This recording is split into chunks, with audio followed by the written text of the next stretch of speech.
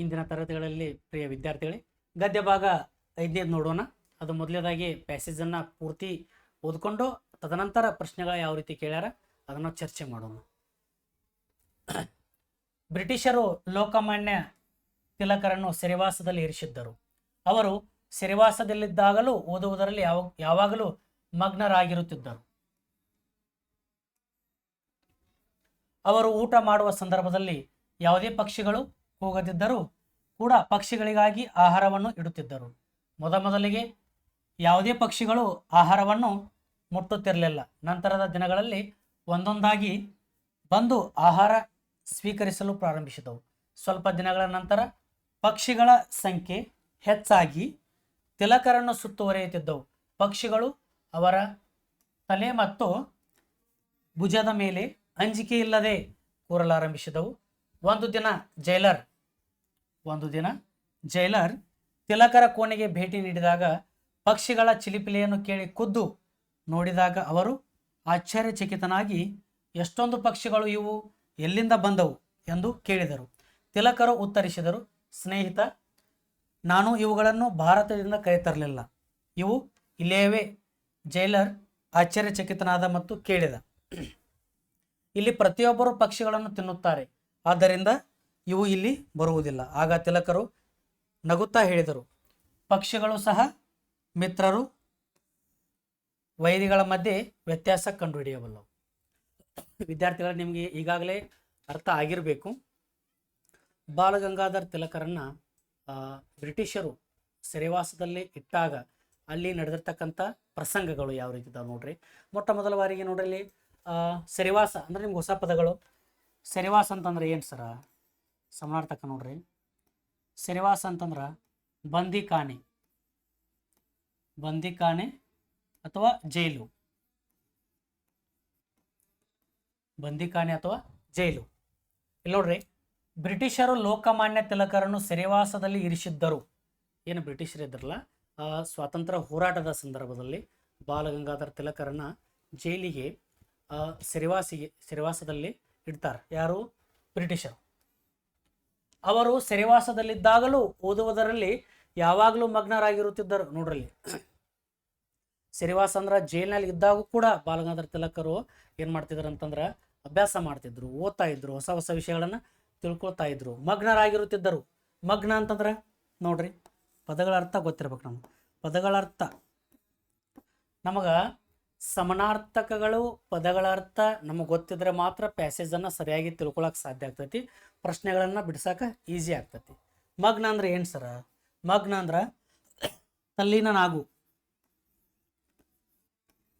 ತಲ್ಲೀನನಾಗು ಅಥವಾ ಮುಳುಗಿ ಹೋಗು.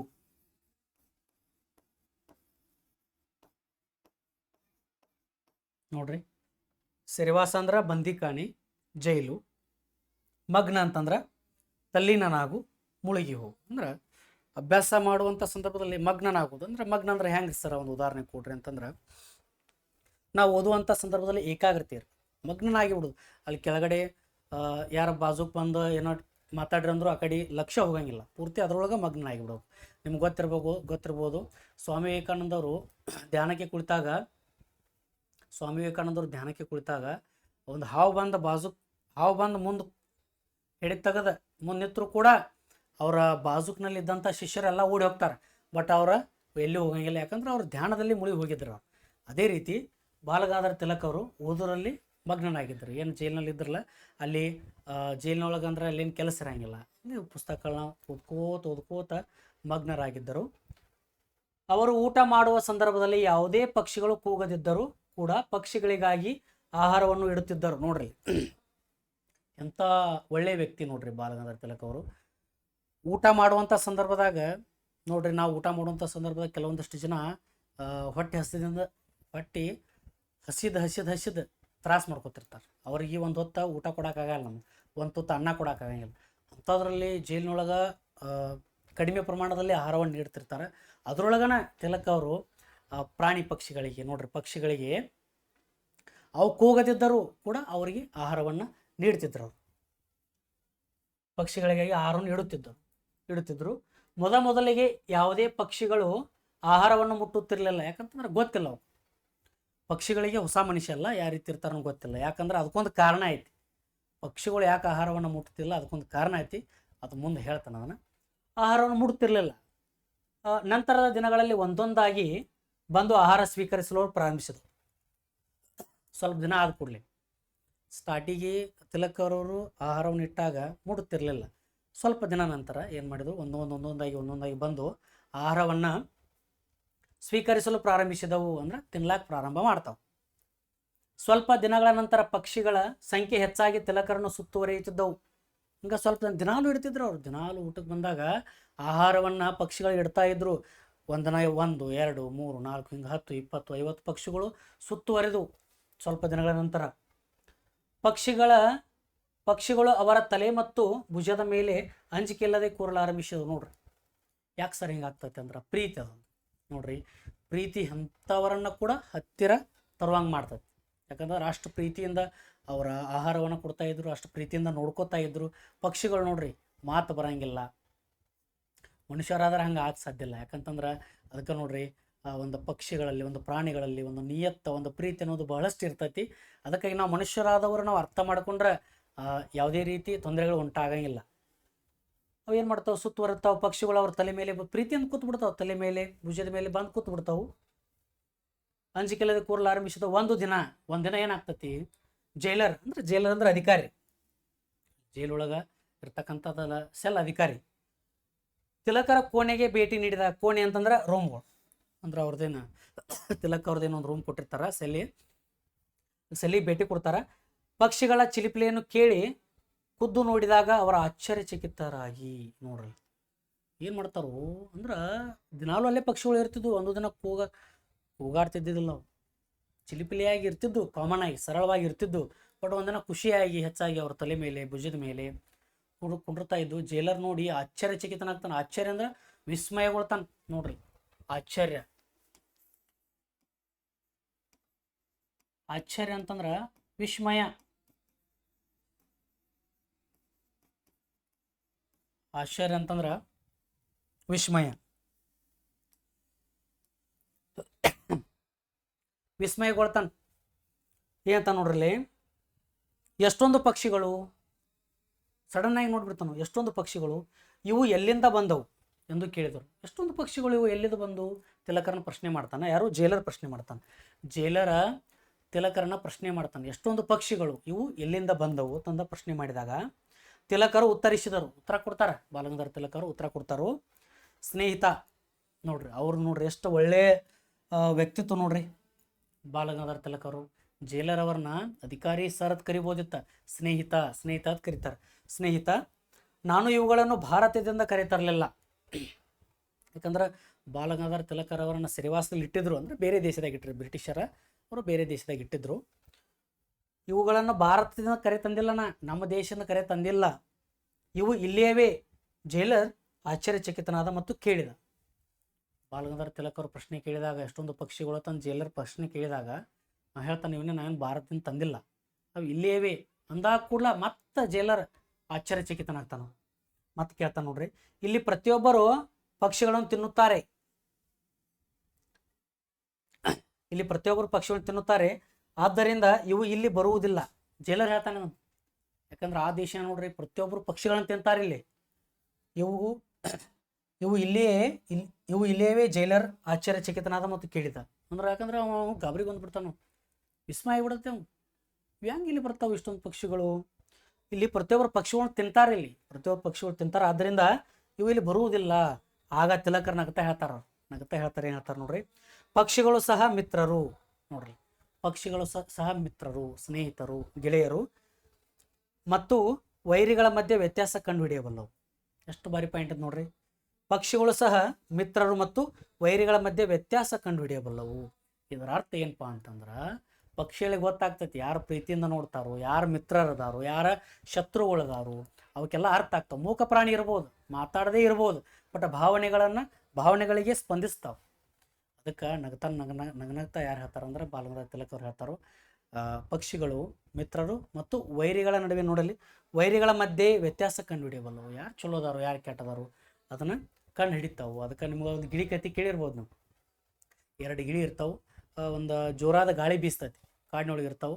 ಗಾಳಿ ಬೀಸಿದಾಗ ಏನಾಗ್ತೈತಿ ಅಂದ್ರೆ ಹಾರಿ ಹೋಗಿಬಿಡ್ತಾವೆ, ತಪ್ಪಿಸ್ಕೊಂಡ್ಬಿಡ್ತಾವೆ. ಒಂದು ಕಟುಕನ ಹತ್ತಿರ ಹೋಗ್ತೈತಿ, ಒಂದು ಸನ್ಯಾಸಿ ಅಂದ್ರೆ ಸ್ವಾಮಿಗಳ ಹತ್ತಿರ ಹೋಗ್ತೈತಿ. ಅಲ್ಲಿ ನೋಡ್ರಿ, ಕಟುಕನ ಹತ್ತಿರ ಹೋದಂಥ ಗಿಳಿ ಹೊಡೀರಿ, ಬಡೀರಿ, ಕಡೀರಿ ಅಂದ್ರೆ ಬೇಯ್ದು ಮಾಡ್ತೈತಿ, ಯಾಕಂದ್ರೆ ಅಲ್ಲಿ ಸಂಸ್ಕಾರ ಕಲ್ತು ಬಿಡ್ತು. ಬಟ್ ಅದ ಸ್ವಾಮಿಗಳ ಸನ್ಯಾಸಿ ಹತ್ರ ಹೋಗಿದಂಥ ಗಿಳಿ ಏನಾಗ್ತೈತಿ ನೋಡ್ರಿ, ಬರ್ರಿ ಕುಣ್ರಿ, ಈಗ ಬಂದ್ರನ ಆರಾಮ್ದಾರನ, ನೀರು ಕುಡೀರಿ, ಹಣ್ಣುಗಳು ತಿನ್ನಿರಿ, ಊಟ ಮಾಡಿರಿ. ಅದಕ್ಕೆ ಹೇಳ್ತಾರೆ ನೋಡ್ರಿ ಸಂಸ್ಕಾರ. ನಾವು ಯಾರ ಹತ್ರ ಇರ್ತೀವಲ್ಲ ಅಲ್ಲಿ ಪರಿಸರ ಪ್ರಭಾವದಿಂದ ನಮ್ಮ ಸಂಸ್ಕಾರ. ಅದಕ್ಕೆ ನೋಡ್ರಿ, ಒಂದು ಅಕ್ಷರ ಕಮ್ಮಿ ಕಲೀರಿ, ಬಟ್ ಸಂಸ್ಕಾರ. ದೊಡ್ಡವರಿಗೆ ಗೌರವ ಕೊಡಬೇಕು, ಸಣ್ಣವ್ರನ್ನ ಪ್ರೀತಿಯಿಂದ ಕಾಣ್ಬೇಕು. ನಾವು ದೊಡ್ಡವ್ರಿಗೆ ಯಾವಾಗಾದ್ರೂ ರೆಸ್ಪೆಕ್ಟ್ ಕೊಡಬೇಕು, ಸಣ್ಣವ್ರನ್ನ ಪ್ರೀತಿಯಿಂದ ಕಾಣಬೇಕು. ಸ್ನೇಹಿತರೊಡನೆ ಒಳ್ಳೆಯ ಸಂಬಂಧ ಇಟ್ಕೊಂಡು ಚೆನ್ನಾಗಿ ಮಾತಾಡ್ಕೊತ ಆರಾಮಿರ್ಬೇಕು. ನೋಡ್ರಿ, ಇಂಥ ಪ್ಯಾಸೇಜಿಂದ ನಾವು ಬರೀ ಪ್ರಶ್ನೆಗಳಿಗೆ ಉತ್ತರ ಅಟ್ಟ ಕಂಡುಕೊಳ್ಳೋದಲ್ಲ, ನಮ್ಮ ಜೀವನದಲ್ಲಿ ಅಳವಡಿಸ್ಕೋಬೇಕು. ನಾವು ಜೀವನದಲ್ಲಿ ಅಳವಡಿಸ್ಕೊಂಡಾಗ ಮಾತ್ರ ನಮಗೊಂದು ಈ ಜೀವನ ಸಾರ್ಥಕ ಆಗ್ತೈತಿ. ವಿದ್ಯಾರ್ಥಿಗಳಿಗೆ ನೋಡಿ, ಈ ಪ್ಯಾಸೇಜಿಂದ ನಾವು ಏನು ತಿಳಿದು ಬರ್ತಂದ್ರೆ ಅವರ ಪಕ್ಷಿಗಳಲ್ಲೂ ಸಹ ನೋಡ್ರಿ ಅವಕ್ಕೆಲ್ಲ ಗೊತ್ತಾಕೈತಿ. ಮಿತ್ರರು ಯಾರ್ದಾರು, ವೈರಿಗಳು ಯಾರ್ದಾರು ಅವ್ರಿಗೂ ಗೊತ್ತಾಕೈತಿ. ಮತ್ತು ಬಾಲಗಂಗಾಧರ ತಿಲಕ್ ಅವರ ವ್ಯಕ್ತಿತ್ವ ನೋಡ್ರಿ, ಎಷ್ಟು ಒಳ್ಳೆಯ ಮನಸ್ಥಿತಿ. ಅವರು ಕಡಿಮೆ ಪ್ರಮಾಣದಲ್ಲಿ ಆಹಾರವನ್ನು ಕೊಡ್ತಾ ಇದ್ದಾರೆ ಜೈಲರ್ ಅವರು, ಅದರೊಳಗೆ ಉಳಿಸ್ಕೊಂಡ ಪಕ್ಷಿಗಳಿಗೆ ನೀಡಿ ಪಕ್ಷಿಗಳಿಗೆ ಅಷ್ಟೊಂದು ಪ್ರೀತಿಯನ್ನು ಕೊಡ್ತಾಯಿದ್ರು, ಅಷ್ಟು ಅವರು ಹಚ್ಕೊತಾ ಇದ್ರು. ಇಷ್ಟ ಇದೊಂದು ಪ್ಯಾಸೇಜ್ ಬದಲು ಐತಿ, ನಿಮ್ಗೆ ಅರ್ಥ ಆಗೈತೆ ಅಂತ ಅನ್ಕೊಳ್ತನು. ಅಲ್ಲಿ ಸಮನಾರ್ಥಕ ಪದ ಕೇಳಿದ್ರೆ ಆಶ್ಚರ್ಯ ಅಂದ್ರೆ ವಿಸ್ಮಯ, ಸರಿವಾಸ ಅಂದ್ರೆ ಬಂದಿಖಾನೆ ಜೈಲು, ಮಗ್ನ ಅಂದ್ರೆ ತಲ್ಲಿನ ನಾವು ಮುಳುಗಿ ಹೋಗು. ಇನ್ನು ಇಲ್ಲಿ ಮಿತ್ರರು ಮತ್ತು ವೈರಿಗಳು. ಇಲ್ಲಿ ಮಿತ್ರರಂದ್ರೆ ಇಲ್ಲಿ ಮಿತ್ರ ಇದು ವಿರುದ್ಧಾರ್ಥಕ ಪದ ಆಗ್ಬೋದು. ಇಲ್ಲಿ ಏನಾಗ್ತೈತಿ ವೈರಿ. ಇಲ್ಲಿ ವೈರಿ ಸಮನಾರ್ಥಕ ಶತ್ರುನು ಆಗ್ತೈತಿ, ಮಿತ್ರ ಸಮನಾರ್ಥಕ ಗೆಳೆಯನು ಆಗ್ತೈತಿ. ನೆಕ್ಸ್ಟ್ ನೋಡ್ರಿ, ಇದು ಪ್ರಶ್ನೆ ಹೆಂಗದ ನೋಡಿ ಬರ್ರಿ. ಮೊದಲನೇ ಪ್ರಶ್ನೆ ನೋಡ್ರಿ, ಪಕ್ಷಿಗಳು ಸೆರೆಮನೆ ಹತ್ತಿರ ಬರುತ್ತಿರಲಿಲ್ಲ ಏಕೆ? ನೇರವಾದ ಪ್ರಶ್ನೆ. ಪಕ್ಷಿಗಳು ಸೆರೆಮನೆ ಹತ್ತಿರ ಬರುತ್ತಿರಲಿಲ್ಲ ಏಕೆ? ಜೈಲರ್ನ ಭಯ. ನಾವು ಏನು ವಿಚಾರ ಮಾಡ್ಬೇಕಂತಂದ್ರೆ ಪ್ರಶ್ನೆ ಬಿಡಿಸುವಂಥ ಸಂದರ್ಭದಾಗ ಸರ್ ನಮ್ಗೆ ಒಂದು ಪ್ರಶ್ನೆ ತಪ್ಪಾಗಬಾರ್ದ್ರಿ, ಎಲ್ಲ ಕರೆಕ್ಟ್ ಆಗಬೇಕು ಅಂತಂದ್ರೆ ಸ್ವಲ್ಪ ಕಾನ್ಸಂಟ್ರೇಷನ್ಲಿ ನಾವು ಪ್ರಶ್ನೆಗೆ ಸರಿಯಾದ ಉತ್ತರ ಕಂಡುಹಿಡಬೇಕು. ಯಾಕಂದ್ರೆ ಆಯ್ಕೆಗಳನ್ನ ಹೊಡೆದಾಕ್ಬೇಕು, ಮೊದಲು ಆಯ್ಕೆಗಳನ್ನ ತೆಗೆದು ಬಿಡ್ಬೇಕು. ಜೈಲರ್ನ ಭಯ. ಮತ್ತು ಇನ್ನೊಂದು ಏನಂತಂದ್ರೆ ಗದ್ಯ ಭಾಗದಲ್ಲಿ ಕೊಟ್ಟಿರ್ಬೇಕು. ನಾವು ಗದ್ಯ ಭಾಗದಲ್ಲಿ ಏನು ಕೊಟ್ಟಿರ್ತಾರಲ್ಲ ಅಷ್ಟ ಥಿಂಕ್ ಮಾಡಬೇಕು. ವಿಚಾರವನ್ನು ಗದ್ಯ ಭಾಗ ಬಿಟ್ಟು ಬೇರೆ ಮಾಡಂಗಿಲ್ಲ.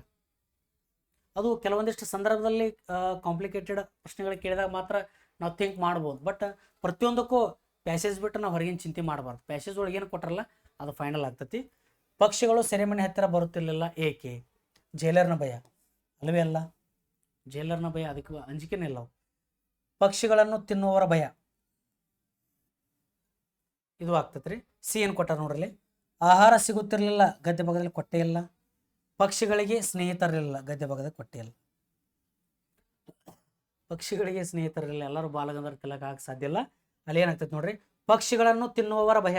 ಯಾಕಂದ್ರೆ ಬಾಲಗಂಗಾಧರ ತಿಲಕ್ ಅವರು ಇರುವುದಕ್ಕಿಂತ ಪೂರ್ವದಲ್ಲಿ ಅಂದ್ರೆ ಹಿಂದೆ ಅಲ್ಲಿ ಮನುಷ್ಯರು ಯಾವ ರೀತಿ ಇದ್ರು ಅಂದ್ರೆ ಪಕ್ಷಿಗಳನ್ನ ತಿಂತಾ ಇದ್ರು. ಆ ಒಂದು ಅಂಜಿಕೆದಿಂದ ಭಯದಿಂದ ಪಕ್ಷಿಗಳು ಹೋಗ್ತಿರ್ಲಿಲ್ಲ, ಎಲ್ಲಿಗೆ ಸೆರೆಮನೆ ಹತ್ತಿರ ಬರ್ತಿರ್ಲಿಲ್ಲ. ಆಪ್ಷನ್ B2 ಆಗ್ತೈತೆ ನೋಡ್ರಿ. ಮೊದಲೇದ ಜೈಲರ್ನ ಭಯ ಆಗಂಗಿಲ್ಲ, ಮೂರನೇದ ಆಹಾರ ಸಿಗುತ್ತಿರಲಿಲ್ಲ ಆಗಂಗಿಲ್ಲ, ಪಕ್ಷಿಗಳಿಗೆ ಸ್ನೇಹಿತರಿರಲಿಲ್ಲ. ಅಂದ್ರೆ ಪ್ಯಾಸೇಜ್ ಒಳಗೆ ಕೊಟ್ಟಿಲ್ಲ, ಅಲ್ಲಿ ಕೊಟ್ಟಿದ್ದು ಏನಂತಂದ್ರೆ ಪಕ್ಷಿಗಳನ್ನು ತಿನ್ನುವವರ ಭಯ, ಪಕ್ಷಿಗಳನ್ನು ತಿಂತಾ ಇದ್ರು. ಇಲ್ಲಿ ಕೇಳ್ಯಾರ ನೋಡ್ರಿ, ಪ್ರತಿಯೊಬ್ಬರು ಪಕ್ಷಿಗಳನ್ನು ತಿನ್ನುತ್ತಾರೆ, ಅದಕ್ಕೆ ಬರಂಗಿಲ್ಲ. ಯಾಕಂದ್ರೆ ಅವ್ರು ಜೈಲರ್ ಆಶ್ಚರ್ಯಚಕಿತನಾಗಿಬಿಡ್ತಾನೋ, ಯಪ್ಪ ಇಷ್ಟೊಂದು ಪಕ್ಷಿಗಳು ಹೆಂಗೆ ಬಂದು ಕೂತು ಇವ, ಇಲ್ಲೆಲ್ಲ ಬರೀ ಪಕ್ಷಿಗಳು ತಿನ್ನೋರು ಅದಾರು, ಇಲ್ಲಿ ಪ್ರೀತಿ ಮಾಡೋರು ಯಾರೂ ಇಲ್ಲ. ಬಾಲಗಂಗಾಧರ ತಿಲಕ್ ಅವ್ರು ನೋಡಿದಾಗ ಅವ್ಗೆ ಆಶ್ಚರ್ಯ ಆಗ್ತೈತಿ. ಅದಕ್ಕಾಗಿ ಆನ್ಸರ್ B2 ಆಗ್ತೈತಿ.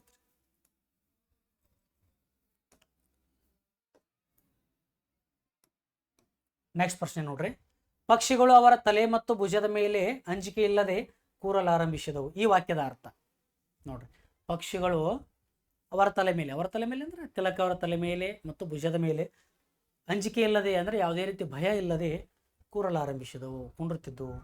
ಭುಜ ಅಂದ್ರೆ ಗೊತ್ತೈತಿ ಹತ್ತೋಳು. ಈ ವಾಕ್ಯದ ಅರ್ಥ ಏನು ಸರ? ಪಕ್ಷಿಗಳಿಗೆ ಊಟ ಮಾಡುವ ಮೊದಲು ಆಹಾರ ನೀಡಬೇಕು, ಅಲ್ಲವೇ ಅಲ್ಲ? ಕೊಟ್ಟೇ ಇಲ್ಲ. ಪಕ್ಷಿಗಳಿಗೆ ಊಟ ಮಾಡುವ ಮೊದಲು ಆಹಾರ ನೀಡಬೇಕಂತ ಕೊಟ್ಟೇ ಇಲ್ಲ. ಪಕ್ಷಿಗಳನ್ನು ಪ್ರೀತಿಯಿಂದ ಸಾಕಬೇಕು, ಇಲ್ಲ ಅಂತಲ್ಲ. ಬಟ್ ಇದಕ್ಕೆ ಅರ್ಥ ಆಗಂಗಿಲ್ಲ, ಅಂದ್ರೆ ವ್ಯತ್ಯಾಸ ಆಗ್ತೈತಿ. ಪಕ್ಷಿಗಳನ್ನು ಪ್ರೀತಿಯಿಂದ ಸಾಕಬೇಕು. ನೆಕ್ಸ್ಟ್, ಪ್ರೀತಿ ಎಲ್ಲರನ್ನು ಹತ್ತಿರ ಮಾಡುತ್ತದೆ. ನೋಡ್ರಿ, ಪ್ರೀತಿಯಿಂದ ನಾವು ಯಾರನ್ನಾದರೂ ನೋಡ್ರಿ, ಪ್ರೀತಿ ಎಲ್ಲಿರ್ತೈತಿಲ್ಲ ಅಲ್ಲಿ ಹತ್ತಿರ ಮಾಡ್ತೈತಿ. ಪ್ರೀತಿ ಎಲ್ಲರನ್ನು ಹತ್ತಿರ ಮಾಡುತ್ತದೆ ಅಂದ್ರೆ ಆಹಾರವನ್ನು ನೀಡುವಂಥ ಪ್ರೀತಿ. ಅಷ್ಟೊಂದು ಒಳ್ಳೆಯ ಗುಣ ಹೊಂದಿರತಕ್ಕಂಥವ್ರು ತಿಲಕರವರು. ನೆಕ್ಸ್ಟ್ 4ನೇ, ವೈರತ್ವ ನಮ್ಮನ್ನು ದೂರ ಮಾಡುತ್ತದೆ. ನೋಡ್ರಿ, ಇರಬಾರ್ದು ಮನುಷ್ಯ ಅಂತ ಯಾಕಿಲ್ಲ, ವೈರತ್ವ ಅನ್ನೋದು ಇರಬಾರ್ದು. ವೈರತ್ವ ಅಂದ್ರೆ ಏನಂದ್ರೆ, ವೈರತ್ವ ಮೀನ್ಸ್ ದ್ವೇಷ. ವೈರತ್ವ ಅಂದ್ರೆ ದ್ವೇಷ.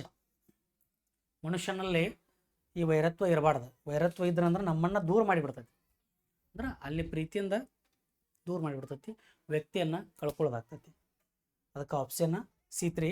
ಪಕ್ಷಿಗಳು ಅವರ ತಲೆ ಮತ್ತು ಭುಜದ ಮೇಲೆ ಅಂಜಿಕೆ ಇಲ್ಲದೆ ಕೂರಲಾರಂಭಿಸಿದ. ಈ ವಾಕ್ಯದ ಅರ್ಥವೇ ಪ್ರೀತಿ ಎಲ್ಲರನ್ನು ಹತ್ತಿರ ಮಾಡುತ್ತದೆ. ಪ್ರೀತಿಯಿಂದ ನೋಡಿದ್ರೆ ಎಲ್ಲರೂ ನಮಗೆ ಹತ್ತಿರ ಆಗ್ತಾರು. ನೆಕ್ಸ್ಟ್ 3ನೇ ಪ್ರಶ್ನೆ ನೋಡ್ರಿ, ಎಷ್ಟು ಬಾರಿ ಕೊಟ್ಟ ನೋಡ್ರಿ. ಹಿಂದಿನ ತರಗತಿಗಳಲ್ಲಿ ಆವಾಗಲೇ ಹೇಳಿದ್ದೆ, ಸಮಾನಾರ್ಥಕ ಪದಗಳನ್ನು ಕೇಳ್ತಾರೋ, ವಿರುದ್ಧಾರ್ಥಕ ಪದ ಕೇಳ್ತಾರೋ. ಪ್ರಶ್ನೆಯನ್ನು ಪೂರ್ಣ ಪ್ರಮಾಣದಲ್ಲಿ ನಾವು ಓದಬೇಕು. ಒಮ್ಮೆ ಸಡನ್ ಆಗಿ ನಾವು ಡಿಸಿಷನ್ ತೊಗೋಬಾರ್ದು. ಯಾಕಂದ್ರೆ ಶತ್ರು ಪದದ ಸಮಾನಾರ್ಥಕ ಪದ ಕೇಳ್ಬೋದು, ವಿರುದ್ಧಾರ್ಥಕ ಪದ ಕೇಳ್ಬೋದು. ಎರಡೂ ನಾವಿಲ್ಲಿ ತಿಳ್ಕೊಳ್ಳೋಣ. ನೋಡ್ರಿ 3ನೇ ಪ್ರಶ್ನೆ, ಇಲ್ಲಿ ಶತ್ರು ಪದದ ಸಮಾನಾರ್ಥಕ ಪದ ಯಾವುದು? ಶತ್ರು ಪದದ ಸಮಾನಾರ್ಥಕ ಪದ ಯಾವುದ್ರಿ? ಎಲ್ಲರೂ ತಿಳ್ಕೊಂಡ್ಬಿಡ್ತಾರೆ. ಶತ್ರು ಅಂದ್ರೆ ಮಿತ್ರ. ಇದು ವಿರುದ್ಧಾರ್ಥಕ ಪದ ಆಗ್ತೈತಿ. ಮಿತ್ರ ವಿರುದ್ಧಾರ್ಥಕ ಪದ ಆಕೈತಿ, ಸಮಾನಾರ್ಥಕ ಆಗಂಗಿಲ್ಲ. ವೈರಿ ಅನ್ನೋದು ಏನಾಗ್ತತ್ರಿ? ವೈರಿ ಅನ್ನೋದು ಏನಾಗ್ತತ್ರಿ? ವೈರಿ ಅನ್ನೋದ ಶತ್ರು ವೈರಿ. ಸಮಾನಾರ್ಥಕ ಪದನ ಶತ್ರು ವೈರಿ ಆಗ್ತದೆ. ಮಿತ್ರ ಅನ್ನೋದು ವಿರುದ್ಧಾರ್ಥಕ ಪದ. ಅಂಜಿಕೆ ಅಂದ್ರೆ ವ್ಯತ್ಯಾಸ ಐತಿ. ಶತ್ರು ಅಂಜಿಕೆ ಇದಾಗಂಗಿಲ್ಲ, ವ್ಯತ್ಯಾಸ ಆಗ್ತೈತಿ. ಆಶ್ಚರ್ಯ ಅಂದ್ರೆ ವಿಸ್ಮಯ, ಇದು ವ್ಯತ್ಯಾಸ ಆಗ್ತದೆ. ಅಂಜಿಕೆ ಅನ್ನೋದು ಅದಕ್ಕೆ ವ್ಯತ್ಯಾಸ ಐತಿ. ಅಂಜಿಕೆ ಭಯ ಇದು ಬೇರೆ, ಶತ್ರುಗೆ ಬರಂಗಿಲ್ಲ.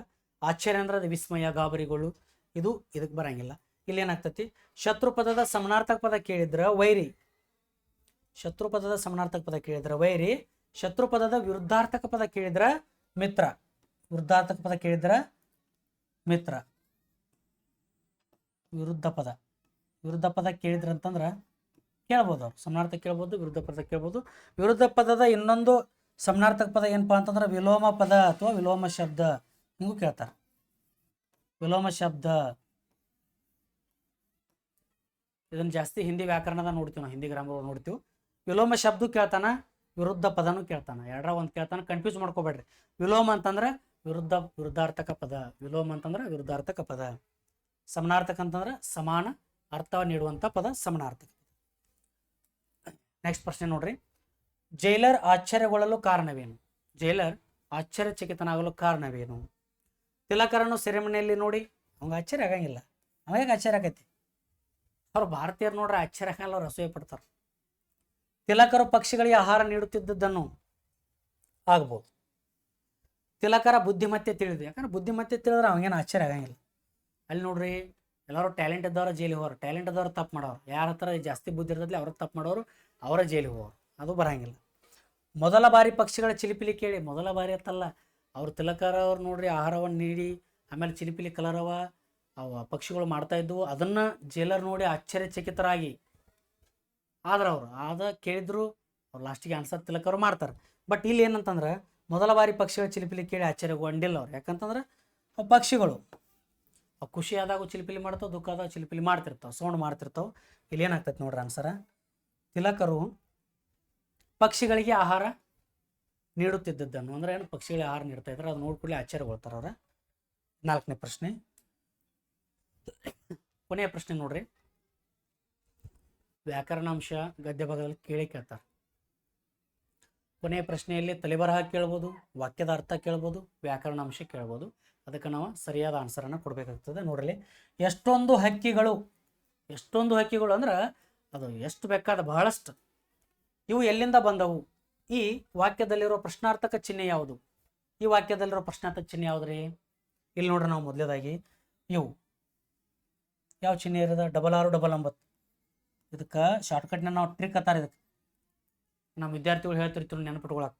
6699 ಇದೇನಂತಂದ್ರೆ ಉದ್ಧರಣ ಚಿಹ್ನೆ. ಏನು ಹೇಳಿರೋದು? ಉದ್ಧರಣ ಚಿಹ್ನೆ. ಇಲ್ಲೇನು ಅವ್ರೇನು ಕೊಟ್ಟರು, ಇದು ಪ್ರಶ್ನಾರ್ಥಕ ಚಿಹ್ನೆ, ಇವು ಪ್ರಶ್ನಾರ್ಥಕ ಚಿಹ್ನೆ, ಉದ್ಧರಣ ಚಿಹ್ನೆ, ಪ್ರಶ್ನಾರ್ಥಕ ಚಿಹ್ನೆ. ನಮಗವ್ರು ಕೇಳಿದ್ದೇನ ಪ್ರಶ್ನಾರ್ಥಕ ಚಿಹ್ನೆ ಇದ್ರೆ ಯಾವುದು, ಇದಂತೂ ಉದ್ಧರಣ ಚಿಹ್ನೆ ಇದಾಗಂಗಿಲ್ಲ, ಪ್ರಶ್ನಾರ್ಥಕ ಚಿಹ್ನೆ ಆಪ್ಷನ್ ಸಿ 3 ಆಕೈತಿ. ಇದು ಒಂದೇದು ಎಲ್ಲಿಂದ, ಇದು ಆಗಂಗಿಲ್ಲ. ಲಾಸ್ಟ್ನೇದು ನೋಡ್ರಿ, ಇದು ಅಲ್ಪ ವಿರಾಮ ಚಿಹ್ನೆ, ಅಲ್ಪ ವಿರಾಮ ಚಿಹ್ನೆ. ನಾವು ಮತ್ತೆ ಮುಂದಿನ ತರಗತಿಗಳಲ್ಲಿ ವ್ಯಾಕರಣಾಂಶ ಬಿಡಿಸುವಂಥ ಸಂದರ್ಭದಾಗ ಲೇಖನ ಚಿಹ್ನೆಗಳ ಬದಲ ಆಳವಾಗಿ ಅಧ್ಯಯನ ಮಾಡೋಣ. ಹೇಳ್ತೀವಿ ಯಾವ ರೀತಿ ಸೈನಿಕ ಪರೀಕ್ಷೆಯಲ್ಲಿ ಕೇಳ್ತಾರೋ, ನೆಕ್ಸ್ಟ್ ಮೊರಾರ್ಜಿ, ಆದರ್ಶ, ಆಳ್ವಾಸ, ಅಳಿಕೆ ಪರೀಕ್ಷೆಯಲ್ಲಿ ಕೇಳ್ತಾರೋ ನಾನು ನಿಮ್ಗೆ ನಾನು ಹೇಳ್ಕೊಡ್ತೀನಿ. ಈಗೇನೈತಿ ಗದ್ಯ ಭಾಗದ ಬದಲು ನೋಡ್ರಿ, ಎಷ್ಟೊಂದು ಹಕ್ಕಿಗಳು ಇವು ಎಲ್ಲಿಂದ ಬಂದವು, ಈ ವಾಕ್ಯದಲ್ಲಿ ಪ್ರಶ್ನಾರ್ಥ ಚಿಹ್ನೆ ಯಾವುದಾಕೈತೆ ಅಂದ್ರೆ ಆಪ್ಷನ್ ಸಿ 3 ಆಗ್ತೈತಿ. ಇಲ್ಲಿ ಇವು 6699 ಉದ್ಧರಣ ಚಿಹ್ನೆ, ಇದು ಅಲ್ಪ ವಿರಾಮ ಚಿಹ್ನೆ. ಅಂದ್ರೆ ನಾಳೆ ಕೇಳಿದ್ರು, ಇದನ್ನ ಕೇಳಿದ್ರು ಉದ್ಧರಣ ಚಿಹ್ನೆ ಅಂತ ಬರಬೇಕು, ಇದನ್ನ ಕೇಳಿದ್ರು ಅಲ್ಪ ವಿರಾಮ ಚಿಹ್ನೆ ಅಂತಂದ್ರು ನಿಮ್ಗೆ ಗುರುತಿಸ್ಲಾಕ ಬರಬೇಕು. ವಿದ್ಯಾರ್ಥಿಗಳೇ, ನಾವು ಬಾಲಗಂಗಾಧರ ತಿಲಕ್ ಅವರ ಗದ್ಯ ಭಾಗ ಇಲ್ಲಿವರೆಗೆ ನೋಡಿದ್ರೆ 5 ಪ್ರಶ್ನೆ ಇದ್ದು ಎಲ್ಲ ನಿಮ್ಗೆ ತಿಳಿದತ್ತೆ ತಂದ್ಕೊಳ್ತಾನು. ಇನ್ನೊಂದು ಗದ್ಯ ಭಾಗವನ್ನು ಡಿಸ್ಕಷನ್ ಮಾಡೋಣ. ಅದೇ ಗದ್ಯ ಭಾಗ 6. ಗದ್ಯ ಭಾಗ 6 ಇದೊಂದು ಸರ್ದಾರ್ ವಲ್ಲಭಾಯ್ ಪಟೇಲ್ ಅವರ ಒಂದು ಜೀವನ ಚರಿತ್ರೆ ಬದಲಾಯಿತು. ಜೀವನ ಚರಿತ್ರೆ ಅಂತಂದ್ರೆ ಅವರ ಒಂದು ವೃತ್ತಿ, ನೆಕ್ಸ್ಟ್ ಅವರ ಒಂದು ಪ್ರಾಮಾಣಿಕತೆ, ಏನೊಂದು ಇರ್ತತಿಲ್ಲ ಮಾಡಬೇಕು ಅನ್ನೋ ಹಠ, ಛಲ, ಹೋಗುವಂಥದ್ದು ಬಿಟ್ಟು ಬಿಡ್ತಾರೆ, ಇರುವಂಥದ್ದು ಕಾಯ್ಕೋತಾರೆ. ಯಾಕಂದ್ರೆ ಹೋಗೋದು ಬಿಟ್ಟು ಬಿಡ್ಬೇಕು, ಇರೋದ ನಾವು ಕಾಯ್ಕೋಬೇಕಾಗ್ತತಿ. ಅದು ಪ್ಯಾಸೇಜಿನ ಸಿಂಪಲ್ ಆಗಿ ಅದೇನಾಗಿರ್ತತಿ, ಅವ್ರ ಪತ್ನಿಯವರು ಒಂದು ಕಾಯಿಲೆಯಿಂದ ಬಳಲ್ತಾ ಇರ್ತಾರೆ, ಅದಕ್ಕಾಗಿ ಅವರ ಒಂದು ಸಾಹಸ ಎಂಥದೈತಿ, ಅಲ್ಲಿ ಏನಾಗ್ತದೆ, ಘಟನೆ ಏನು ನಡೀತೈತಿ ಹಾಸ್ಪಿಟ್ಲಿಗೆ ಹೋದಾಗ, ಅದನ್ನು ನೋಡೋಣ. ಈಗ ಗದ್ಯ ಭಾಗ ನೋಡ್ರಿ, ಸಿಂಪಲ್ ಆಗೈತಿ, ಏನಿಲ್ಲ, ಸರಳವಾಗಿ ಗದ್ಯ ಭಾಗ ಐತಿ. ಝವರೇಬಾಯಿಯು ಕರುಳು ಸಂಬಂಧಿ ಅಂದ್ರೆ ಒಂದು ಕಳ್ಳ, ನಮ್ಮ ಒಂದು ದೇಹದೊಳಗೆ ಒಂದು ಕಳ್ಳ ಇರ್ತಲ್ಲ, ಆ ಒಂದು ಕಳ್ಳ ಸಂಬಂಧಿ ಕಾಯಿಲೆಯಿಂದ ಬಳಲುತ್ತಿದ್ದರು.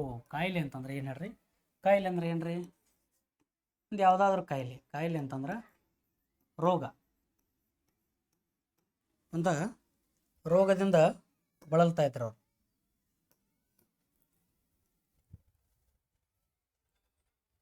ಜವರೇಬಾಯಿ ಕರುಳು ಸಂಬಂಧಿ ಕಾಯಿಲೆಯಿಂದ ಬಳಲುತ್ತಿದ್ದರು. ಅವರು ಬಾಂಬೆಯ ಕೋಮಾ ಆಸ್ಪತ್ರೆಯಲ್ಲಿ ದಾಖಲಾಗಿದ್ದರು. ಅವರಿಗೆ ಶಸ್ತ್ರಚಿಕಿತ್ಸೆ ಮಾಡಬೇಕಾಗಿತ್ತು, ಆದರೆ ಅವರು ದುರ್ಬಲರಾಗಿದ್ದರಿಂದ ಡಾಕ್ಟರ್ ಅವರು ಚೇತರಿಸಿಕೊಳ್ಳುವವರೆಗೆ ಶಸ್ತ್ರಚಿಕಿತ್ಸೆಯನ್ನು ಮುಂದೂಡಿದರು. ಕೊಲೆ ಆರೋಪವನ್ನು ಎದುರಿಸುತ್ತಿರುವ ಆನಂದ್ ಎಂಬ ಕಕ್ಷಿದಾರನನ್ನು ವಲ್ಲಭಾಯಿಯವರು ಭೇಟಿಯಾದರು. ಆನಂದರನ್ನು ಭೇಟಿಯಾಗಲು ಹೋಗುವ ಮುನ್ನ ವೈದ್ಯರನ್ನು ಕರೆಯಿಸಿ ಶಸ್ತ್ರಚಿಕಿತ್ಸೆಯ ದಿನಾಂಕವನ್ನು ನಿರ್ಧರಿಸಿ ಕೂಡಲೇ ತಿಳಿಸಿ ಎಂದರು. ಆದರೆ ಇವರು ಅಲ್ಲಿಂದ ತೆರಳಿದ ನಂತರ ಝವರೇಬಾಯಿಯವರ ಆರೋಗ್ಯ ಸ್ಥಿತಿ ತೀರಾ ಹದಗೆಟ್ಟಿತ್ತು. ವೈದ್ಯರು ಕೂಡ ಶಸ್ತ್ರಚಿಕಿತ್ಸೆ ಮಾಡಿದರು. ಅವರ ಆರೋಗ್ಯದಲ್ಲಿ ಸುಧಾರಣೆಯಾಗಲಿಲ್ಲ.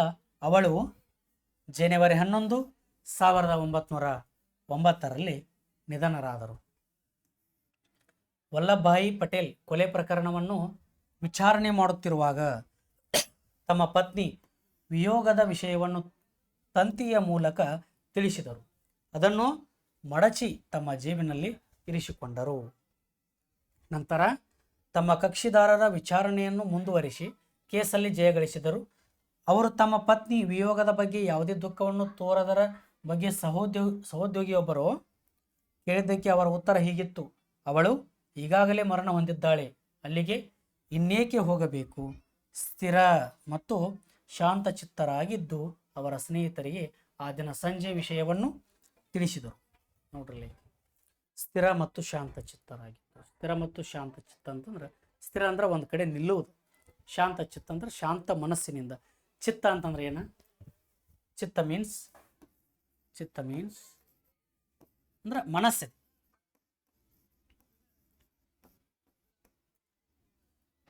ನೆಕ್ಸ್ಟ್ ನೋಡ್ರಿ,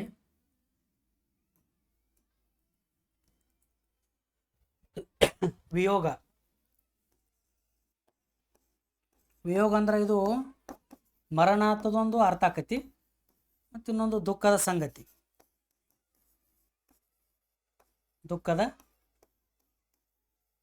ದುಃಖದ ಸಂಗತಿ ನೋಡ್ರಿ. ವಲ್ಲಭಾಯ್ ಪಟೇಲ್ ಅವರ ಇಲ್ಲಿ ವಕೀಲರಾಗಿರ್ತಾರೆ. ವಲ್ಲಭಾಯ್ ಪಟೇಲ್ ಅವರು ವಕೀಲರಾಗಿರ್ತಾರೋ.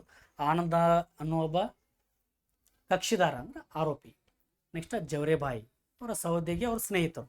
ಇಷ್ಟ ಪಾತ್ರಗಳದಾವು ನೋಡ್ರಿ.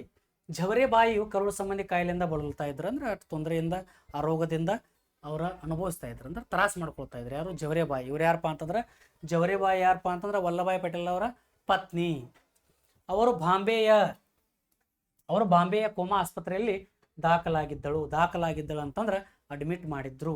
ಅವರಿಗೆ ಶಸ್ತ್ರಚಿಕಿತ್ಸೆ ಮಾಡಬೇಕಾಗಿತ್ತು, ಆದರೆ ಅವರು ದುರ್ಬಲರಾಗಿದ್ದರಿಂದ ಡಾಕ್ಟರ್ ಅವರು ಚೇತರಿಸಿಕೊಳ್ಳುವವರೆಗೆ ಶಸ್ತ್ರಚಿಕಿತ್ಸೆಯನ್ನು ಮುಂದೂಡಿದರು. ದುರ್ಬಲ ಅಂತಂದ್ರೆ ಏನು ಹೇಳ್ರಿ?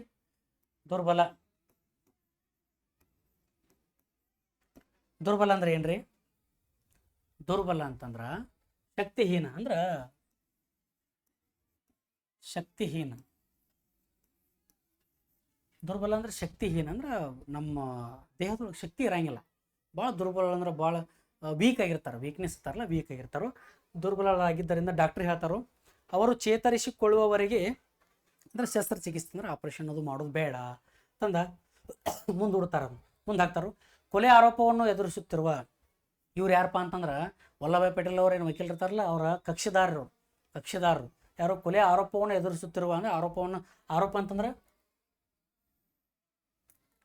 ಏನು? ಒಂದು ಕೊಲೆಯನ್ನ ಮಾಡಿರ್ತಕ್ಕಂಥ ಒಂದು ತಪ್ಪನ್ನ ಯಾರು ಎದುರಿಸ್ತಾ ಇದ್ರಲ್ಲ, ಆನಂದ್ ಎಂಬ ಕಕ್ಷಿದಾರನನ್ನು ವಲ್ಲಭಾಯಿಯವರು ಭೇಟಿಯಾದರು. ಆನಂದರನ್ನು ಭೇಟಿಯಾಗಲು ಹೋಗುವ ಮುನ್ನ ವೈದ್ಯರನ್ನು ಕರೆಯಿಸಿ ಶಸ್ತ್ರಚಿಕಿತ್ಸೆ ದಿನಾಂಕವನ್ನು ನಿರ್ಧರಿಸಿ ಕೂಡಲೇ ತಿಳಿಸಿ ಅಂದರು. ನೋಡ್ರಿ, ಆನಂದರವ್ರನ್ನ ಏನು ಮಾಡ್ತಾರೋ, ಭೇಟಿಯಾಗಲು ಹೋಗುವ ಮುನ್ನ, ಅಂದ್ರೆ ಆನಂದ್ ಅವ್ರನ್ನ ಭೇಟಿಯಾಗಿಲ್ಲ, ಇನ್ನು ಹೋಗ್ತಿದ್ರು. ಅದಕ್ಕೆ ಡಾಕ್ಟರ್ ಅವ್ರಿಗೆ ಏನು ಹೇಳ್ತಾರೋ, ಶಸ್ತ್ರಚಿಕಿತ್ಸೆದ ಒಂದು ದಿನಾಂಕವನ್ನು ನಿರ್ಧಾರ ಮಾಡಿ ಕೂಡಲೇ ತಿಳಿಸಿ ನನಗೆ ಅಂತ ಹೇಳ್ತಾರೆ. ಆದರೆ ಇವರು ಅಲ್ಲಿಂದ ತೆರಳಿದ ನಂತರ ಜವರೇಬಾಯಿಯವರ ಆರೋಗ್ಯ ಸ್ಥಿತಿ ತೀರಾ ಹದಗೆಟ್ಟಿತ್ತು. ಅಷ್ಟೇ ಹೇಳಿ ಹೋಗಿಬಿಡ್ತಾರೆ ಅವ್ರು. ಎಮರ್ಜೆನ್ಸಿ ಒಂದೇನೋ ತುರ್ತು ಕೆಲಸದ ನಿಮಿತ್ತವಾಗಿ ವಲ್ಲಭಾಯ್ ಪಟೇಲ್ ಹೋದಾಗ, ಅವ್ರು ಹೋದ ಕೂಡ ಏನಾಗ್ತತಿ, ಜವರೇಬಾಯಿಯವರ ಆರೋಗ್ಯ ಸ್ಥಿತಿ ತೀರಾ ಹದಗೆಡ್ತತಿ, ಅಂದ್ರೆ ತೀರಾ ಹದಗೆಟ್ಟು ಹೋಗ್ತತಿ. ವೈದ್ಯರು ಕೂಡ ಶಸ್ತ್ರಚಿಕಿತ್ಸೆ ಮಾಡ್ತಾರೆ. ಅವರ ಆರೋಗ್ಯದಲ್ಲಿ ಸುಧಾರಣೆ ಆಗಲಿಲ್ಲ. ಅವಳು ಜನವರಿ 11, 1909 ನಿಧನರಾದರು. ಅಂದ್ರೆ ನಿಧನ, ಮರಣ, ಸಾವು ಅಂದ್ರೆ ಎಲ್ಲ ಸಮಾನಾರ್ಥಕ ಪದಗಳಿವ. ಏನು ಹೋಗ್ತಾರಲ್ಲ ಅವಾಗ ಮರಣ ಹೊಂದಿಬಿಡ್ತಾರೆ. ವಲ್ಲಭಾಯ್ ಪಟೇಲ್ ಕೊಲೆ ಪ್ರಕರಣವನ್ನು ವಿಚಾರಣೆ ಮಾಡುತ್ತಿರುವಾಗ ತಮ್ಮ ಪತ್ನಿ ವಿಯೋಗದ ವಿಷಯವನ್ನು ತಂತಿಯ ಮೂಲಕ ತಿಳಿಸಿದರು. ಅದನ್ನು ಮಡಚಿ ತಮ್ಮ ಜೇಬಿನಲ್ಲಿ ಇರಿಸಿಕೊಂಡರು. ನೋಡ್ರಿ, ಏನು ಶಸ್ತ್ರಚಿಕಿತ್ಸೆ ಮಾಡ್ತಾರೆ ಡಾಕ್ಟರ್ಗಳು, ಅವಾಗ ಚಿಕಿತ್ಸೆ ಫಲಕಾರಿಯಾಗದೆ ಸಾವನ್ನಪ್ತಾರೆ. ಯಾರಪ್ಪ ಅಂತಂದ್ರೆ ವಲ್ಲಭಾಯ್ ಪಟೇಲ್ರವರ ಪತ್ನಿ ಜವರೇಬಾಯಿ ಅವರು. ವಲ್ಲಭಾಯ್ ಪಟೇಲ್ ಅವರು ಕೊಲೆ ಪ್ರಕರಣದ ಯಾರು ಹೇಳ್ರಿ? ಕೊಲೆ ಪ್ರಕರಣ ಅಂದ್ರೆ ಇವರ ಆನಂದ್ ಎಂಬ ಕಕ್ಷಿದಾರ ಒಂದು ಕೊಲೆ ಪ್ರಕರಣದಲ್ಲಿ ಏನು ಮಾಡ್ತಿದ್ರು ಅಂತಂದ್ರೆ, ವಿಚಾರಣೆ ಮಾಡುತ್ತಿರುವಾಗ, ಅಂದ್ರೆ ಕಕ್ಷಿದಾರ ವಕೀಲರಾದವರು ಕಕ್ಷಿದಾರ ಹತ್ತಿರ ವಿಚಾರಣೆ ಮಾಡುತ್ತಿರುವಂಥ ಸಂದರ್ಭದಾಗ ತಮ್ಮ ಪತ್ನಿ ವಿಯೋಗದ ವಿಷಯ, ವಿಯೋಗ ಅಂತಂದ್ರೆ ಅವಾಗಲೇ ಏನು ಮರಣ, ನಿಧನ, ಸಾವು, ವಿಯೋಗದ ವಿಷಯ ತಂತಿ ಅಂತಂದ್ರೆ ಕಾಗದದ ಮೂಲಕ, ಒಂದು ಕರೆಯ ಮೂಲಕ ಏನಾಗ್ತತಿ ತಿಳಿಸಿದರು. ಅದನ್ನೇನು ಮಾಡ್ತಾರೆ, ತಿಳಿಸಿಕೊಳ್ಳಿ ಅವರು ತಮ್ಮ ಕರ್ತವ್ಯಕ್ಕೆ ದ್ರೋಹ ಮಾಡಂಗಿಲ್ಲ. ಅವರು ಕರ್ತವ್ಯದಲ್ಲಿ ಏನು ಕಾರ್ಯನಿರ್ವಹಿಸ್ತಾ ಇರ್ತಾರಲ್ಲ, ಅದನ್ನು ಮೊದಲು ದಂಡಿಗೆ ಹಚ್ತಾರೆ. ಅವ್ರು ಅದು ನೋಡಿದ ಕೂಡಲೇ ಒಮ್ಮೆ ಸಡನ್ನಾಗಿ ಅಲ್ಲೇ ಕೆಲಸ ಬಿಟ್ಟು ಹೊರಗೆ ಹೋಗಲಿಲ್ಲ ಅವರು. ಅದನ್ನೇನು ಮಾಡ್ತಾರೆ ನೋಡ್ರಿ, ಅದನ್ನು ಮಡಚಿ ತಮ್ಮ ಜೇಬಿನಲ್ಲಿ ಇರಿಸ್ಕೊಡ್ತಾರೆ. ನೋಡ್ತಾರ, ಆರಾಮ್ ಶಾಂತ ಮನಸ್ಥಿತಿಯಿಂದ ಕಿಶೊಳಗೆ ಇಟ್ಕೊಂಡ್ಬಿಡ್ತಾರೆ. ಆಮೇಲೆ ಏನಾಗ್ತದೆ ನೋಡ್ರಿ, ನಂತರ ತಮ್ಮ ಕಕ್ಷಿದಾರರ ವಿಚಾರಣೆಯನ್ನು ಮುಂದುವರಿಸಿ ಕೇಸಲ್ಲಿ ಜಯಗಳಿಸಿದರು. ಅಲ್ಲಿ ಏನು ಮಾಡ್ತಾರೆ, ಅದನ್ನು ಓದಿ ಕೂಡಲೇ ಕಿಶ ಇಟ್ಕೊಂಡ ತಮ್ಮ ಕಕ್ಷಿದಾರ ಅಂದ್ರೆ ಯಾರು? ಆನಂದ್ ಎಂಬ ಕಕ್ಷಿದಾರರ ಒಂದು ವಾದ ಮಾಡಿ ಆ ಒಂದು ಕೇಸಲ್ಲಿ ಜಯಗಳಿಸ್ತಾರೆ. ಅವರು ತಮ್ಮ ಪತ್ನಿ ವಿಯೋಗದ ಬಗ್ಗೆ ಯಾವುದೇ ದುಃಖವನ್ನು ತೋರದರ ಬಗ್ಗೆ ಸಹೋದ್ಯೋಗಿಯೊಬ್ಬರು ಕೇಳಿದಕ್ಕೆ ಅವರ ಉತ್ತರ ಹೀಗಿತ್ತು. ಅಂದ್ರೆ ಅವ್ರು ನೋಡಿದ ಕೂಡಲೇ ಅಲ್ಲಿ ಬಾಜು ಗೊತ್ತಾಗ್ತೈತೆ, ಅವರ ಸಹೋದ್ಯೋಗಿ ವಕೀಲರು ಇರ್ತಾರಲ್ಲ, ಯಾಕ್ರಿ ನಿಮ್ಮ ಪತ್ನಿಯವರ ತಿರ್ಕೊಂಡಾರಲ್ಲ, ಯಾಕೆ ನೀವು ಅವ್ರ ಬದಲ ದುಃಖವನ್ನು ಭರಿಸ್ತಾ ಇಲ್ಲ ಅಂತ ಕೇಳಿದಾಗ ಅವ್ರು ಹೇಳ್ತಾರೆ ನೋಡ್ರಿ, ಅವಳು ಈಗಾಗಲೇ ಮರಣ ಹೊಂದಿದ್ದಾಳೆ, ಅಂದರೆ ಈಗಾಗಲೇ ತೀರಿ ಹೋಗಿದ್ದಾಳೆ, ಅಲ್ಲಿಗೆ ಇನ್ನೇಕೆ ಹೋಗಬೇಕು ಅಂದ್ರೆ ನೋಡ್ರಿ, ಅವ್ರು ಎಂಥ ಒಂದು ಮನಸ್ಥಿತಿ ನೋಡ್ರಿ. ಈಗಾಗಲೇ ಸತ್ತು ಹೋಗಿದ್ದಾಳೆ, ತೀರಿ ಹೋಗಿದ್ದಾಳೆ, ಮರಣ ಹೊಂದಿದ್ದಾಳೆ, ಅಲ್ಲಿ ಯಾಕೆ ನಾವು ಹೋಗಬೇಕು ಅಂದ್ರೆ ನೀವು ಆದ್ರೆ ಆ ರೀತಿ ಮಾಡಲ್ಲ ಅನಿಸ್ತತಿ. ಯಾಕಂದ್ರೆ ಅವ್ರ ಮನಸ್ಥಿತಿ ನೋಡ್ರಿ, ಸ್ಥಿರ ಮತ್ತು ಶಾಂತ ಚಿತ್ತರಾಗಿದ್ದು ಅವರ ಸ್ನೇಹಿತರಿಗೆ ಆ ದಿನ ಸಂಜೆ ವಿಷಯವನ್ನು ತಿಳಿಸಿದರು. ಸ್ಥಿರ ಅಂತಂದ್ರೆ ಒಂದು ಕಡೆ ನಿತ್ತು ಶಾಂತ ಚಿತ್ತದಿಂದ, ಅಂದ್ರೆ ಶಾಂತ ಮನಸ್ಸಿನಿಂದ ಏನು ಮಾಡ್ತಾರಪ್ಪ ಅಂತಂದ್ರೆ ಸಾಯಂಕಾಲ ಅವರ ಸ್ನೇಹಿತರಿಗೆ ಏನು ಮಾಡ್ತಾರೆ, ವಿಷಯವನ್ನು ತಲುಪಿಸ್ತಾರೆ. ಯಾಕಂತ ನೋಡ್ರಿ, ಅದಕ್ಕೆ ನೋಡ್ರಿ ಈ ಪ್ಯಾಸೇಜನ್ನು ತಿಳಿಬಾರ್ದು. ಒಂದು ಉತ್ತಮವಾದ ಸಂದೇಶ ಏನಪ್ಪ ಅಂತಂದ್ರೆ, ಕಳೆದರದ ಬಗ್ಗೆ ನಾವು ವಿಚಾರ ಮಾಡಬಾರ್ದು, ಸಿಗಲಾರದ ಬಗ್ಗೆ ವಿಚಾರ ಮಾಡಬಾರ್ದು. ಏನು ಇರ್ತೈತ್ಲೆ ನಮ್ಮ ಕೆಲಸ, ಈಗ ಎರಡು ಇರ್ತಾವೆ, ಒಂದಂತರೂ ಕಳ್ಕೊತಿರ್ತೀವಿ ನಾವು, ಅದ್ರ ಬಗ್ಗೆ ಭಾಳ ಚಿಂತೆ ಮಾಡಲ್ಲ, ನಾವು ಸಿಗೋದಾರ ಚಿಂತೆ ಮಾಡ್ಬೇಕಾಗ್ತೈತಿ. ಅದರ ಸಲುವಾಗಿ ಅದರ ಕುರಿತವಾಗಿ ಕೆಲಸ ಮಾಡಿ ಅವ್ರು ಜಯ ಗಳಿಸ್ತಾರೆ ಅವರ ಒಂದು ಉದ್ಯೋಗದಲ್ಲಿ. ಅದಕ್ಕಾಗಿ ಅವರು ಒಂದು ಆರೋಪಿ ಆದವ ನಿರಪರಾಧಿ ಆಗೋದಿಲ್ಲ, ಅವ್ರಂತರೂ ತೀರಿ ಹೋಗ್ಯಾರ, ಹತ್ರ ಬರಂಗಿಲ್ಲ ಕರೆದ್ರು ಬರಂಗಿಲ್ಲ. ಬಟ್ ಆರೋಪಿ ಆದವ್ರು ಒಂದು ವೇಳೆ ಅವ್ರಿಗೆ ಅರ್ಧದಲ್ಲೇ ಬಿಟ್ಟು ಹೋಗಿದ್ರೆ ಅವ್ರ ಆನಂದ ಅಂದ್ರೆ ನಿಜವಾದ ಆರೋಪಿಗೆ ಶಿಕ್ಷೆ ಆಗ್ಲಾರ್ದ ನಿರಪರಾಧಿಗೆ ಶಿಕ್ಷೆ ಆಗುವಂಥ ಸಂದರ್ಭ ಬರ್ತಿತ್ತು. ಅದಕ್ಕಾಗಿ ಈ ಒಂದು ಪ್ಯಾಸೇಜ್ ಇಷ್ಟ ಐತಿ. ಇನ್ನು ಇದರ ಕುರಿತು ಪ್ರಶ್ನೆಗಳು ಯಾವ ರೀತಿ ಇದಾವೆ ನೋಡೋಣ ಬರ್ರಿ. ಪ್ರಶ್ನೆಗಳು ನೋಡ್ಬೇಕು ನಾವು. ನಾವು ಪ್ಯಾಸೇಜ್ ಹೇಳುವಂಥ ಸಂದರ್ಭದಲ್ಲ ಸ್ಟೋರಿ ಕತೆ ಹೇಳ್ದಂಗೆಲ್ಲ ಕೇಳ್ತಾರೆ, ಎಲ್ಲ ಮಾಡ್ತಾರೆ. ಬಟ್ ಪ್ರಶ್ನೆ ಯಾವ ರೀತಿ ಕೇಳ್ತಾರಲ್ಲ ಅದು ಭಾಳ ಇಂಪಾರ್ಟೆಂಟ್ ಐತಿ ನೋಡ್ರಿ. ಇಲ್ಲಿ ವಿಯೋಗ ಪದದ ಅರ್ಥ ಅಲ್ಲದ್ದು ಯಾವುದು ಕೇಳ್ಯಾರ, ಇದು ಭಾಳ ಇಂಪಾರ್ಟೆಂಟ್ ಇದೆ. ವಿಯೋಗ ಪದದ ಅರ್ಥ ಅಲ್ಲದ್ದು ಯಾವುದು, ಇರ್ಲಾರ್ದು ಯಾವುದೈತಿ ನೋಡ್ರಿ. ಸಾವು ಅಂದ್ರ ವಿಯೋಗ, ಮರಣ ಅಂದ್ರ ವಿಯೋಗ, ನಿಧನ ಅಂದ್ರ ವಿಯೋಗ. ವಿಯೋಗ ಅಂದ್ರ ದುಃಖದ ವಿಷಯ, ದುಃಖದ ಸಂಗತಿ. ಸಾವು, ಮರಣ, ನಿಧನ ಇವು ಮೂರು ಸಮಾನಾರ್ಥಕ ಪದಗಳು. ಅಲ್ಲಿ ಹುಟ್ಟು ಅನ್ನೋದು ಆಗಂಗಿಲ್ಲ, ಹುಟ್ಟು ಅನ್ನೋದು ಆಗಂಗಿಲ್ಲ. ಅದಕ್ಕೆ ಆನ್ಸರ್ ಯಾವ್ದಾಕೈತ್ರಿ ಇಲ್ಲಿ? ಇವು ಮೂರು ಹಾಕೇನಂದ್ರೆ ಮೂರು ಆನ್ಸರ್ ಆಗಂಗಿಲ್ಲ, ಆನ್ಸರ್ ಇದಾಗ್ತೈತಿ. ಯಾಕಂದ್ರೆ ಇವೆಲ್ಲ ಸಮಾನಾರ್ಥಕ ಪದಗಳು. ನಾ ಮೊದಲಿಗೆ ಹೇಳಿದ್ನಿ, ಮೊದಲು ಇರ್ಲಾರ್ದು ಹೊಡೆದು ಹಾಕೋದು, ಇರ್ಲಾರ್ದು ಹೊಡೆದು ಹಾಕಿಬಿಡುದ, ಆಮೇಲೆ ಲಾಸ್ಟಿಗೆ ಸಿಗ್ತೈತೆ. ವಿಯೋಗ ಪದದ ಅರ್ಥ ಅಲ್ಲದ್ದು, ವಿಯೋಗ ಪದ ಅರ್ಥ ಸಾವು ಅನ್ನೋದು ಅರ್ಥ ಆಗ್ತೈತಿ, ಮರಣ ಅನ್ನೋದು ಅರ್ಥ ಆಕತಿ, ನಿಧನ ಅನ್ನೋದು ಅರ್ಥ ಆಕತಿ. ಹುಟ್ಟು ಅಂದ್ರೆ ವಿಯೋಗ ಆಗಂಗಿಲ್ಲ, ಅದಕ್ಕೆ ಆನ್ಸರ್ D4 ಆಗ್ತೈತಿ. ನೆಕ್ಸ್ಟ್ ಪ್ರಶ್ನೆ ನೋಡ್ರಿ. ಜವರೇ ಬಾಯಿಯವರ ಶಸ್ತ್ರಚಿಕಿತ್ಸೆಯನ್ನು ಏಕೆ ಮುಂದೂಡಿದರು? ಜವರೇ ಬಾಯಿಯ ಶಸ್ತ್ರಚಿಕಿತ್ಸೆ ಯಾಕೆ ಮುಂದೂಡಿದರು? ಇಲ್ಲಿ ಕೊಟ್ಟದಾರ ನೋಡ್ರಿ. ಅವರು ದುರ್ಬಲರಾಗಿದ್ದರಿಂದ ಡಾಕ್ಟರ್ ಅವರು ಚೇತರಿಸಿಕೊಳ್ಳುವವರಿಗೆ ಶಸ್ತ್ರಚಿಕಿತ್ಸೆಯನ್ನು ಮುಂದೂಡ್ತಾರೋ. ಅವರ ದೇಹ ಶಸ್ತ್ರಚಿಕಿತ್ಸೆ ಸ್ಪಂದಿಸುತ್ತಿದ್ದರಿಂದ ಅವರ ಶಸ್ತ್ರಚಿಕಿತ್ಸೆ ಒಳಪಡಿಸೇ ಇಲ್ಲ.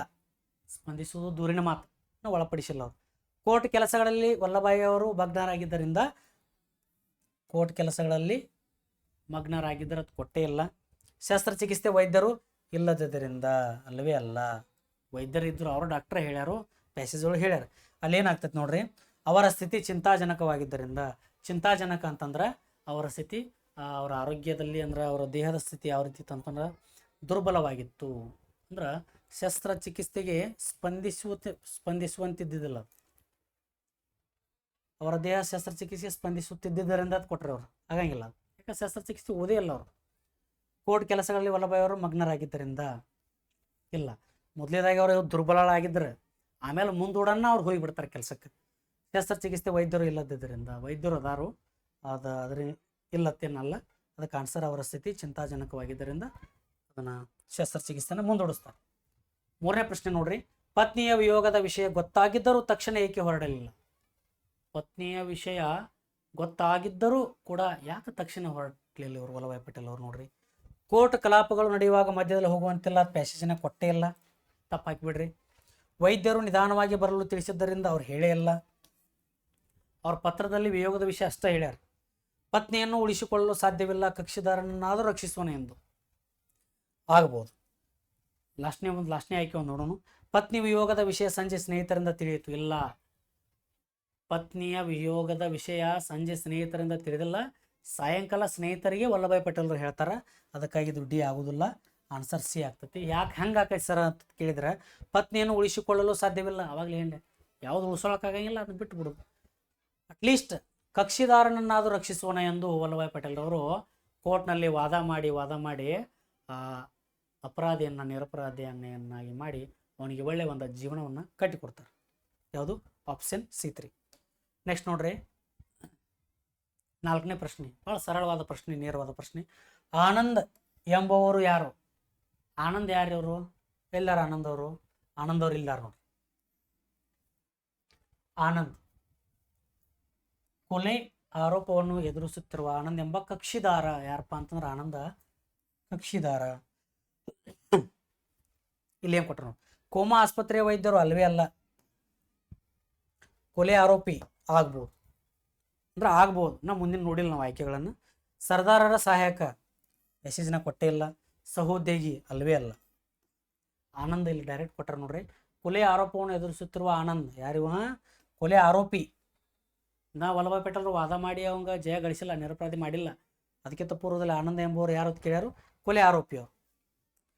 ಕೊನೆಯ ಪ್ರಶ್ನೆ ನೋಡ್ರಿ, ಜವರೇಬಾಯಿಯವರು ಯಾವ ಕಾಯಿಲೆಯಿಂದ ಬಳಲುತ್ತಿದ್ದರು? ಎಷ್ಟು ಸರಳವಾದ ಪ್ರಶ್ನೆ ನೋಡ್ರಿ. ಕಿಡ್ನಿ ಸಂಬಂಧಿ ಕಾಯಿಲೆ ಅಲ್ಲವೇ ಅಲ್ಲ. ಯಾವ್ದು ಹೇಳ್ರಿ? ಕರುಳು ಸಂಬಂಧಿ ಕಾಯಿಲೆ. ಹೃದಯ ಸಂಬಂಧಿ ಕಾಯಿಲೆ ಅಲ್ಲವೇ ಅಲ್ಲ.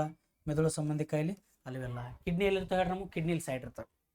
ಇಲ್ಲಿ ಕಿಡ್ನಿ ಇರ್ತಾವ, ಇಲ್ಲಿ ಹಾರ್ಟ್ ಇರ್ತೈತಿ, ಮೆದುಳು ಇಲ್ಲಿ ಇರ್ತೈತಿ, ಕರಳು ಇಲ್ಲಿ ಒಳಗೆ ಇರ್ತದೆ.